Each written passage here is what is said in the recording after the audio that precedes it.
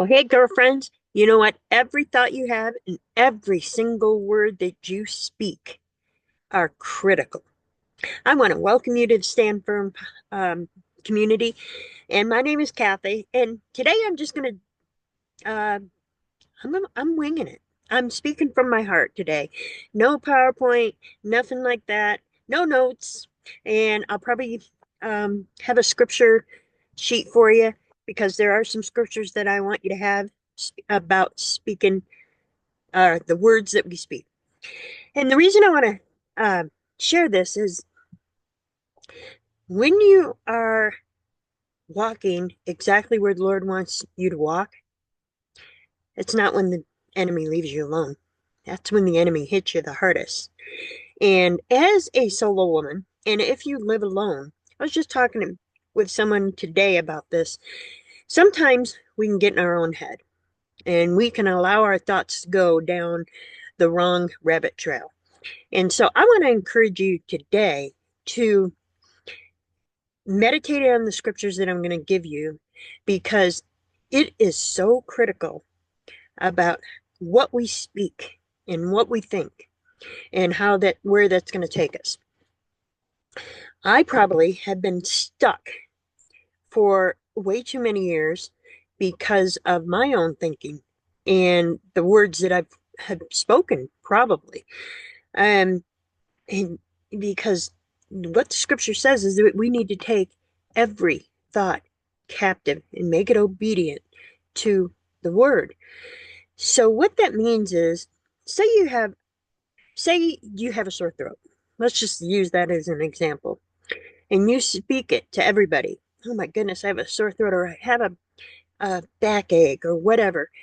You're propagating that even further by saying it. And every time you say it, it gets worse.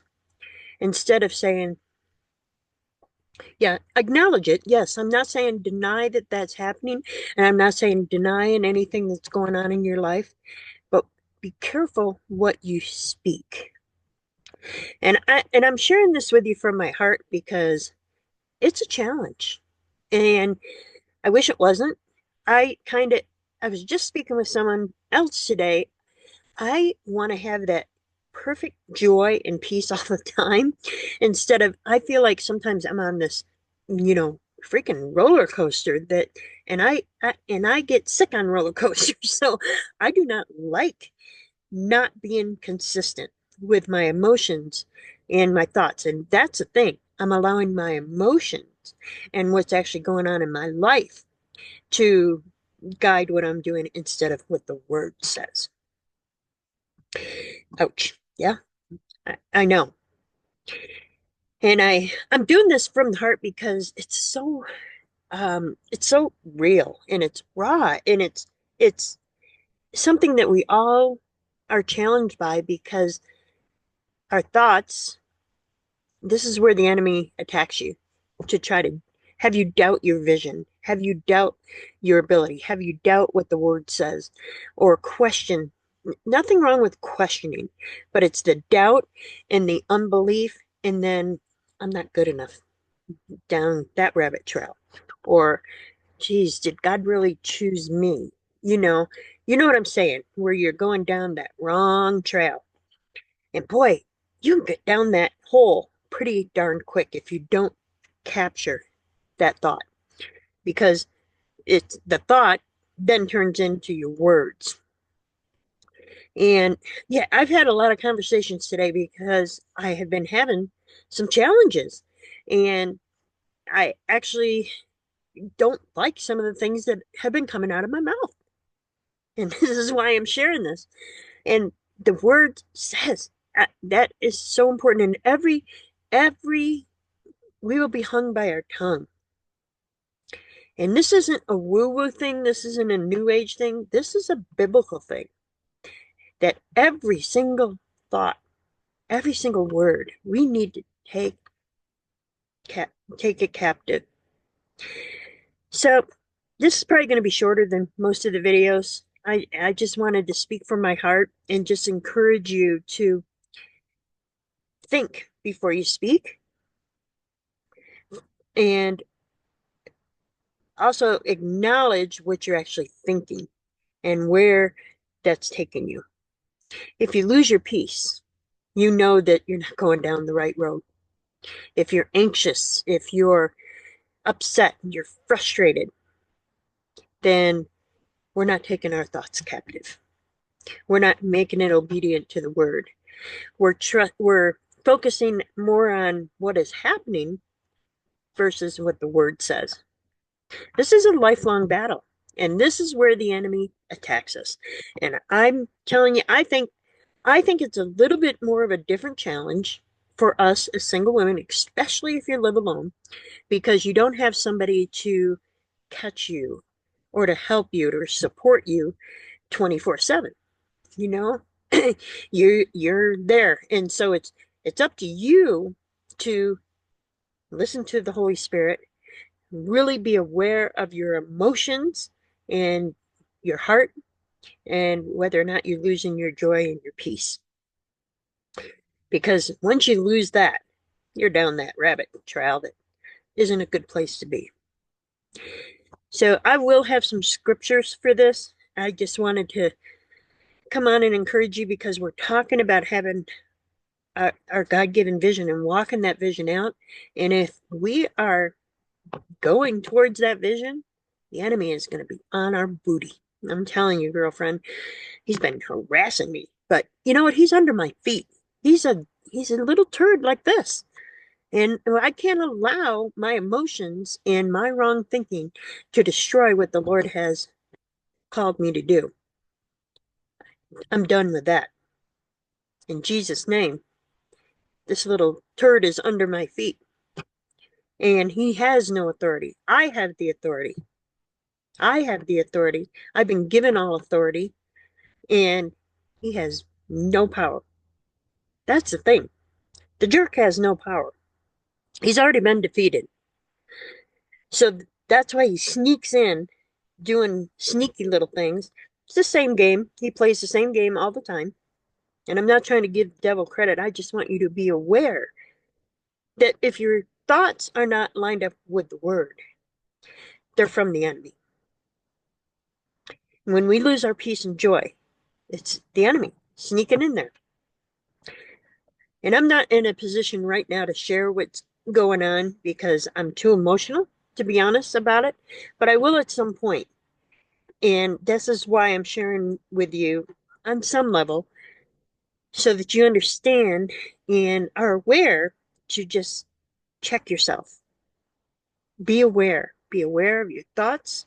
Be aware of the words that you say. There was I'm trying to think who said it. I can't remember because I listened to, I'm in Bible school and I listened to other teachings out of school also. But it was somebody that said if you say you have asked somebody for prayer or you have talked to somebody and then you turn around and start speaking negative again, you just negated that entire prayer. So I think he was giving an example about a mother had come to talk to him about her son being, a little bit of a rebel. And as soon as they were done praying, in agreement that this issue was under their feet, she started bringing it up again. That negates. It cancels the prayer. To me, that was like, oh, crap. It cancels the forward motion that you're wanting to go. You're staying stuck, literally stuck. And then you're in this vicious cycle. And then, of course, you get more upset because you're not moving forward. Been there, done that. I get it. So that's why it's my heart that we are in the Word and that we understand who we are in Christ, our identity in Christ. We're going to talk about that in another month. We'll do a month on the identity in Christ and the love of God. I think they're two different months, but anywho, it's so important in our words and our thoughts. I just can't emphasize it enough. And the reason I'm sharing it is because I'm going through it. I'm in it. I'm in the battle with you girls. And I just want to encourage you to stand on the word. That's why this community is called Stand Firm on God's Word, because everything, every thought, every word should be based on what the Word says, not our emotions, not our carnal thoughts, not our flesh thoughts and our flesh moments, but on the Word. Let me just pray with you, and we'll call it a wrap for today. And then I'll post the scriptures. The, I have so many scriptures on our thoughts and our words, so I won't make it too long because I'll probably do another video on this at another time and have more details.